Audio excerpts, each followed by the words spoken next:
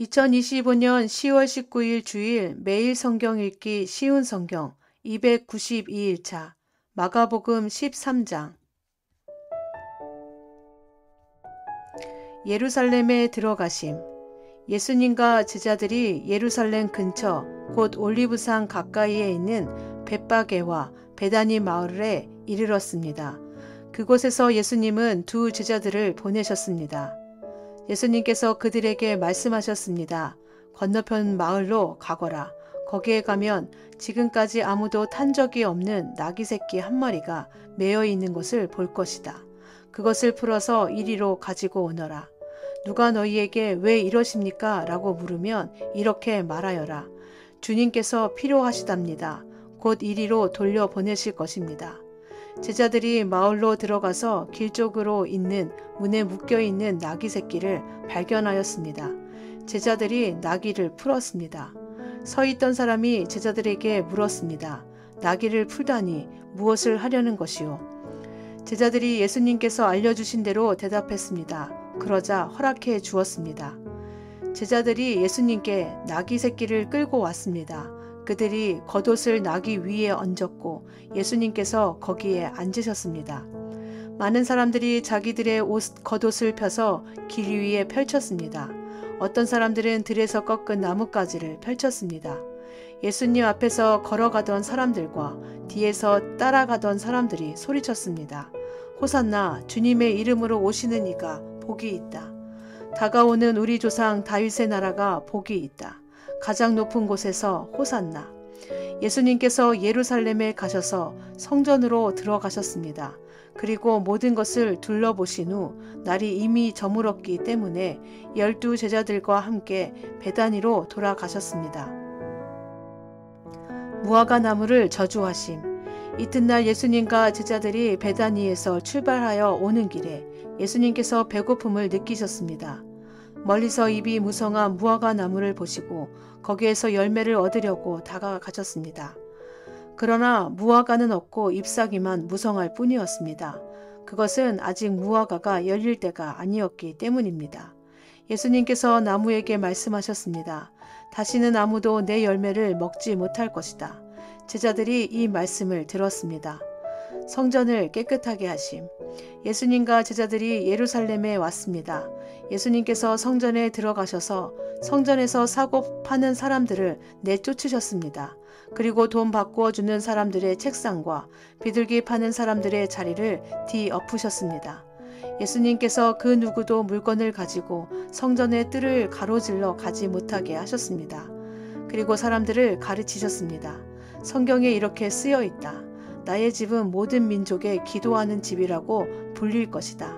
그런데 너희는 강도의 소굴로 바꾸었다. 대제사장들과 율법학자들이 이 소식을 들었습니다. 그들은 예수님을 죽일 방법을 찾기 시작했습니다. 그것은 사람들이 예수님의 가르침에 놀라워하므로 그들이 예수님을 두려워했기 때문입니다. 밤이 되자 예수님과 제자들은 성을 떠났습니다. 무화과 나무가 죽음.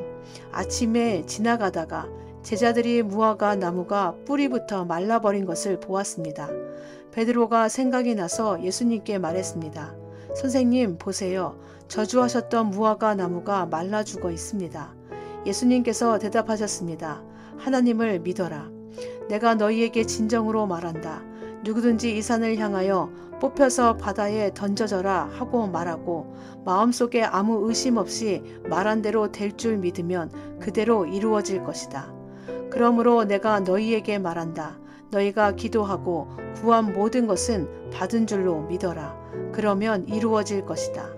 너희가 서서 기도할 때 다른 사람과 원수된 일이 있으면 그를 용서하여라. 그래야 하늘에 계신 너희 아버지께서도 너희의 죄를 용서하실 것이다. 예수님의 권한. 예수님과 제자들이 다시 예루살렘으로 갔습니다. 예수님께서 성전에서 거니실 때 대제사장들과 율법학자들과 장로들이 예수님께 왔습니다. 그들이 예수님께 말했습니다. 당신이 무슨 권한으로 이런 일을 하는 것이오? 누가 당신에게 이런 권한을 주었소? 예수님께서 이들에게 대답하셨습니다. 내가 한 가지를 너희에게 묻겠다. 만일 나에게 대답하면 내가 무슨 권한으로 이런 일을 하는지 말해 주겠다.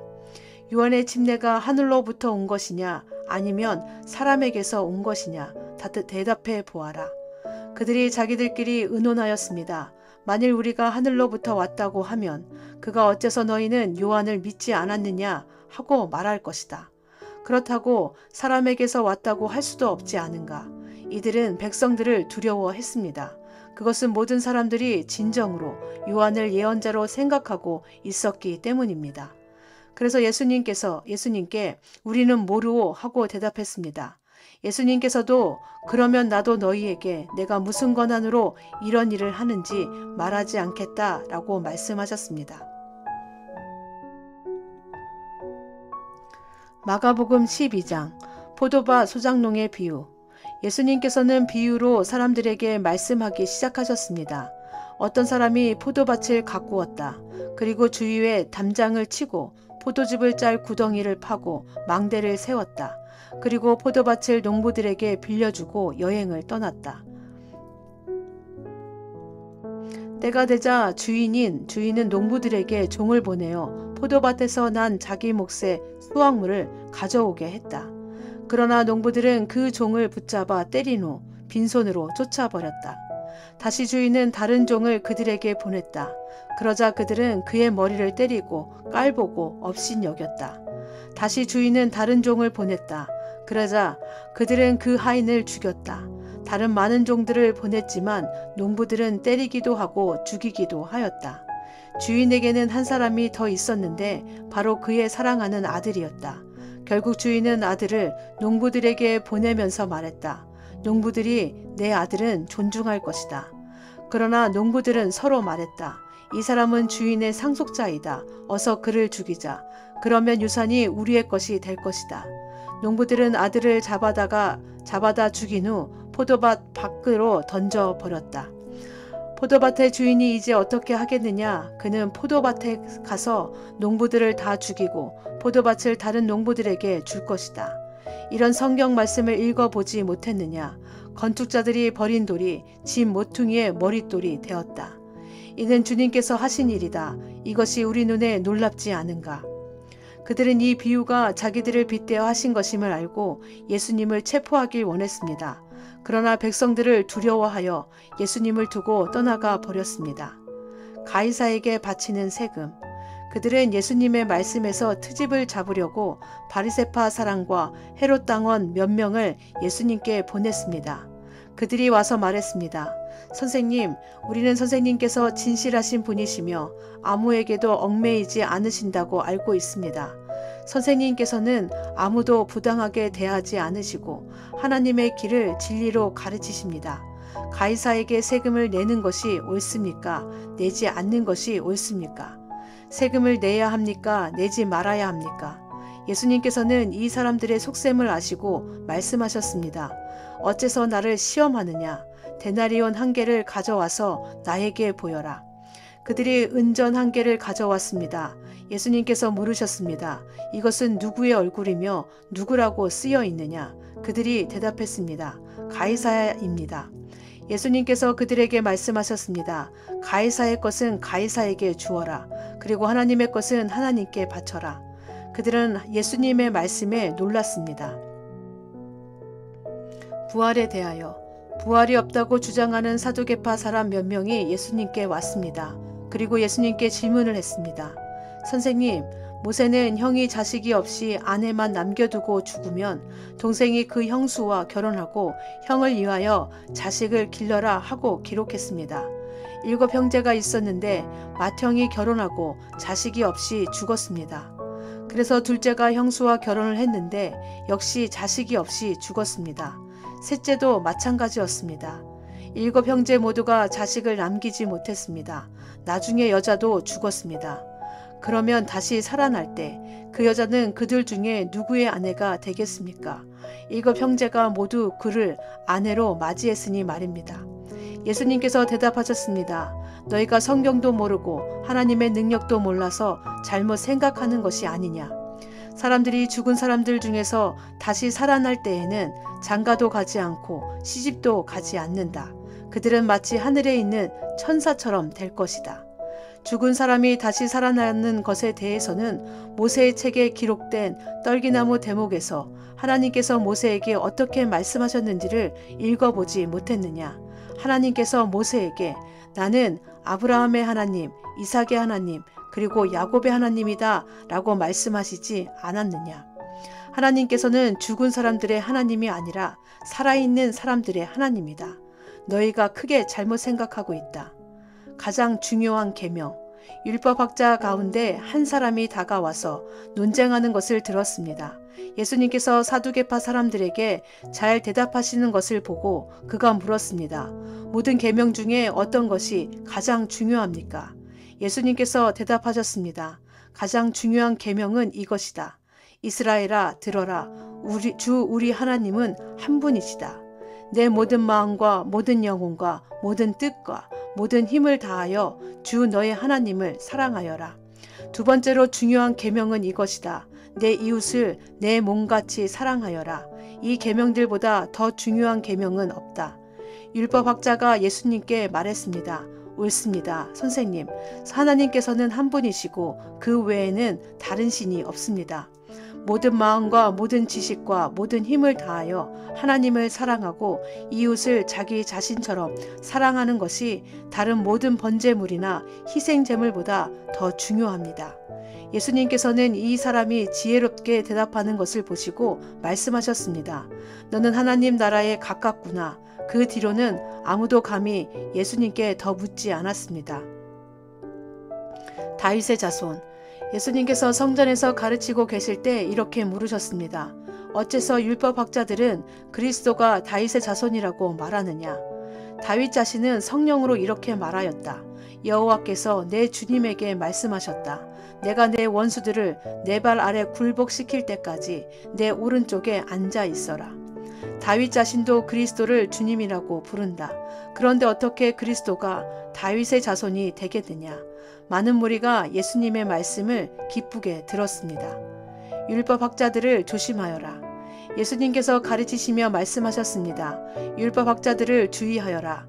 이들은 긴 옷을 입고 걸어다니기를 좋아하고 장타에서 인사받기를 좋아한다. 이들은 회당에서 높은 자리를 좋아하고 잔치에서도 윗자리를 좋아한다. 이들은 가부의 집을 삼키며 사람들에게 보이기 위해 길게 기도한다. 이런 사람들은 더 큰 심판을 받을 것이다. 과부의 헌금. 예수님께서 헌금한 맞은편에 앉으셔서 사람들이 어떻게 헌금하는가를 보셨습니다. 여러 명의 부자들이 많은 돈을 헌금했습니다. 가난한 과부가 와서 랩돈 동전 2개, 즉 한 고드란트를 넣었습니다. 예수님께서 제자들을 부르신 후 말씀하셨습니다. 내가 너희에게 진정으로 말한다. 이 가난한 과부가 헌금함에 돈을 넣은 다른 모든 사람들보다 더 많이 헌금을 하였다. 다른 모든 사람들은 넉넉한 중에서 헌금을 하였지만 과부는 가지고 있던 모든 것, 즉 생활에 필요한 돈 전부를 바쳤다. 마가복음 13장. 성전이 무너질 것임. 예수님께서 성전을 떠나실 때 한 제자가 예수님께 말했습니다. 선생님 보십시오. 정말 아름다운 돌이지요. 정말 아름다운 건물이지요. 예수님께서 이 큰 건물을 보느냐? 돌 위에 돌 하나도 남지 않고 완전히 무너질 것이다 라고 말씀하셨습니다. 마지막 시대의 징조. 예수님께서 성전 맞은편 올리브산에 앉아 계실 때 베드로, 야고보, 요한과 안드레가 예수님께 조용히 물었습니다. 우리들에게 말씀해 주십시오. 언제 이런 일들이 일어나고 이런 일들이 이루어질 때 무슨 징조가 있겠습니까? 예수님께서 그들에게 말씀하기 시작하셨습니다. 아무도 너희를 속이지 못하게 조심하여라. 많은 사람들이 내 이름으로 와서 내가 바로 그리스도다 라고 말할 것이다. 그리고 많은 사람들을 속일 것이다. 너희는 전쟁에 대한 소식과 소문을 들을 것이다. 그러나 두려워하지 마라. 이런 일들은 반드시 일어나야 한다. 그러나 끝은 아직 아니다. 민족이 다른 민족과 싸우려고 일어나고 나라가 나라와 싸우려고 일어날 것이다. 여러 곳에서 지진이 일어나고 기근도 있을 것이다. 이런 것들은 출산하는 진통의 시작에 불과하다. 너희는 주의하여라. 사람들이 너희를 법정에 넘길 것이고 너희는 회당에서 매를 맞을 것이다. 너희가 나 때문에 총독들과 임금 앞에 서게 되어 그들에게 증언할 것이다. 그러나 먼저 복음이 모든 민족에게 전해질 것이다. 사람들이 너희를 체포하여 재판에 넘길 때 무엇을 말할까 하고 걱정하지 마라. 그때에 하나님께서 너희에게 주시는 것들을 말하여라. 말하는 것은 너희가 아니고 성령님이시다. 형이 동생을 죽게 내주고 아버지가 자식들을 내주고 자식들이 부모를 거역하여 일어나며 죽게 할 것이다. 내 이름 때문에 너희가 미움을 받을 것이다. 그러나 끝까지 견디는 사람은 구원 받을 것이다. 가장 큰 재난, 멸망케 하는 혐오할 만한 것이 있지 않아야 할 곳에 서 있는 것을 보거든 읽는 사람은 깨달아라. 유대에 있는 사람들은 산으로 도망하여라. 지붕 위에 있는 사람은 집에 있는 것을 가지고 나오려고 내려와 들어가지 마라. 밭에 있는 사람은 옷을 가지려고 돌아서지 마라. 그때에는 임신한 여자들이나 아이에게 젖을 먹이는 여자들에게 화가 있다. 이런 일이 겨울이 일어나지 않도록 기도하여라. 그때에는 환란이 있을 것인데 이런 환란은 하나님께서 세상을 만드신 때부터 지금까지 없었던 것이며 앞으로도 이런 환란은 없을 것이다. 주님께서 이 날들을 줄여주시지 않는다면 어느 생명도 구원받지 못할 것이다. 그러나 하나님께서 선택한 사람들을 위하여 이 날들을 줄이셨다. 그때 어떤 사람이 여보시오, 그리스도가 여기 계십니다. 또는 저기 계십니다. 하고 말해도 믿지 마라. 거짓 그리스도와 거짓 예언자들이 일어나서 증거와 기적을 보여줄 것이다. 그래서 가능하면 선택된 사람들을 잘못된 길로 인도하려고 할 것이다. 그러므로 조심하여라. 내가 모든 것을 미리 일러 주었다. 인자가 오심. 그러나 그때의 환란이 지나가면 해가 어두워지고 달이 그 빛을 내지 않을 것이다. 별들이 하늘에서 떨어지고 하늘에 있는 권세들이 흔들릴 것이다. 사람들은 인자가 큰 능력과 영광으로 구름 가운데 오는 것을 볼 것이다. 그리고 인자가 천사들을 보내어 땅끝에서 하늘 끝까지 사방에서 선택된 사람들을 모을 것이다. 무화과 나무의 교훈. 무화과 나무로부터 교훈을 배워라. 가지가 부드러워지고 새 잎을 내면 여름이 가까운 줄 안다. 이처럼 이런 일들이 일어나는 것을 보면 인자가 바로 문 앞에 가까이 온 줄 알아라. 내가 너희에게 진정으로 말한다. 이 세대가 지나가기 전에 이 모든 일들이 일어날 것이다. 하늘과 땅은 없어질 것이나 내 말은 없어지지 않을 것이다. 그날과 그때는 아무도 모른다. 하늘에 있는 천사도 모르고 아들도 모르고 오직 하나님만이 아신다. 주의하여라. 항상 경계하여라. 그것은 그때가 언제인지 알지 못하기 때문이다. 마치 여행을 떠나는 어떤 사람과 같다. 그는 집을 떠나면서 자기 종들에게 집을 돌보라고 맡겼다. 각각 임무를 주었는데 문지기에게는 집을 잘 지키라고 명령했다. 그러므로 깨어 있어라.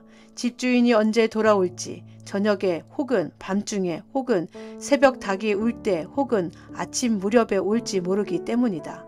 그가 갑자기 돌아와서 너희가 자고 있는 것을 보지 않게 하라. 내가 너희에게 말하는 것은 모두에게 하는 말이다. 항상 깨어 있어라. 아멘.